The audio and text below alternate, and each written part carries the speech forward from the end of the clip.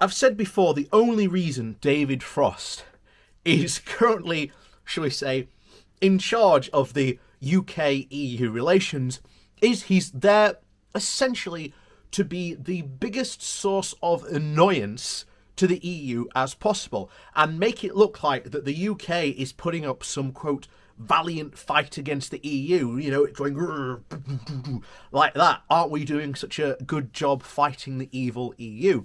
And as I have said before, I think this year is all about the Conservatives' desperation, and I mean absolute desperation, to try and prove that Brexit has been a success. This is why I've said at the end of this year, we are going to get Boris Johnson doing his big George Bush-style mission accomplished sign. He's going to go out there, do it, and say, hasn't Brexit been good? But as we've said before, in the absolute failed and botched Norway negotiations that went on, Norway came out and said, yeah, the UK's got no intention of talking to the EU until at least 2022. And again, that is because it wants to try and put on a strong and brave face and essentially try and get everyone to make sure that, you know, this is the tough and fighting, you know, global Britain UK. But in the meantime, next year, it can then slink back to the EU and then try and do some, you know, quick and dirty deals on the side. I mean, one of the hilarious things is the sausage wars that we've had. And the EU have said, okay, we're going to chill this situation. We're going to give you an extra 3 months to try and sort a situation out. And of course, there is no going to be situation to sort out. So sausage wars have now been moved essentially till October to start again. And of course, this summer, we have a coming Brexit water fight over water of all this silly and stupid things. And trust me, we will get into that. But today we're going to cover more of David Frost's bizarre comments, which again only will further to show and prove what I said at the beginning, that David Frost has only been there as essentially an antagonist to the EU.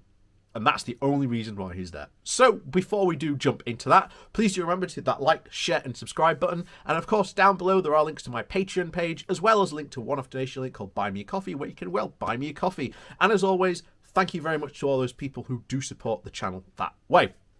And on with the article. So this comes from The Guardian, and the title is UK-EU relations deteriorate again after strange David Frost remarks. So, the EU fears that Boris Johnson wants to dismantle the Northern Ireland Protocol. The Irish Foreign Minister has said as relations between Brussels and London have deteriorated again after remarks by the Brexit Minister David Frost in literally the past 24 hours. Simon Coverty told RTE on Sunday that EU leaders feared the worst after what he felt was a very provocative article written by Lord Frost and the Northern Ireland Secretary Brandon Lewis in the Irish Times on Saturday. Many in the EU are interpreting the UK's response as essentially saying, look, concessions don't matter. What is required now is to dismantle elements of the protocol piece by piece, he said, adding that this is going to cause huge problems. Coverley expressed bafflement over the article, coming just days after the 3-month pause agreed between Brussels and London in the trade dispute over the sale of sausages from Great Britain to Northern Ireland. And again, he's there just to be an antagonist. That's why it's been written. In a sign of continuing fragility in relations between the EU and the UK, Coverley complained that London has barely even acknowledged the EU's flexibility on the protocol, including a pledge to remove barriers to the supply of medicines to Northern Ireland. The article states new cancer drugs can't be licensed for Northern Ireland. And Coverty told RTE this week that the article was indeed a very strange way to make friends and build partnerships, coming 2 days after the EU and the UK agreed to extend the deadline over the sale meats of sausages and chilled meats. In the piece, Frost and Lewis say that Wednesday's agreement was, quote, welcome, but it only addressed a small part of the underlying problem, claiming the process to resolve all these difficulties was creating a series of rolling crises as we lurch from one deadline to another. Coventry even suggested this was just another attempt to try and lay blame at the EU's door, which it was, as it was the UK that requested a 3-month delay. So as you can see, he's exactly right on this. This is just antagonism 101. They are desperate to try and prove that the Northern Ireland Protocol doesn't work. And they believe that if they can get enough evidence that this protocol doesn't work, then they can just do away with it. But as we've said before, if you get rid of the Northern Ireland Protocol, which puts as an effect a hard border between the UK and Northern Ireland, where do you put this new border? You can't put it between the Republic and North of Ireland, so where's it going to go? What solutions do you have to this? And once again, Brexiteers have no solution to this problem. He said, making statements like the EU are taking a theological approach to that is frozen in time, that doesn't deal with the reality that exists. An exact quote from the article is essentially blaming the EU for not being able to implement the protocol. The truth here is that the only side that has shown flexibility has been the EU. The challenge here is that both sides have to take responsibility and ownership. Coverley also accused the UK of stoking political sensitivities in Northern Ireland. The contribution from the British government isn't helping the peace and stability, because every time Lord Frost, or the Secretary of State for Northern Ireland, says the protocol is not sustainable, that reinforces in the minds of many people who are concerned and frustrated by the protocol that the protocol needs to change. Instead, what needs to happen here is that the EU and the UK have got to work together in partnership, Coverley said. The article states that the UK needs to be constructive and ambitious, and discussions with the EU which deal with the actual reality, it says. And opposition is growing against the Northern Ireland Protocol, which is not a stable base for the future. The ministers say the concern is also frayed because there is a sense that the current arrangements could erode the link between Northern Ireland and the rest of the UK, pointing out that in 2018, inward trade from Great Britain to Northern Ireland was 5 times greater than imports from the Republic of Ireland. The UK government spokesperson said that this is not about concessions, it is about finding sustainable agreements for Northern Ireland and protecting the Belfast/Good Friday Agreement and all of its dimensions. The UK government has provided nearly over £500 million this year in support for businesses moving goods under the protocol, and we are continuing to working consistently with the EU to try and resolve issues on which are causing significant disruptions on the ground.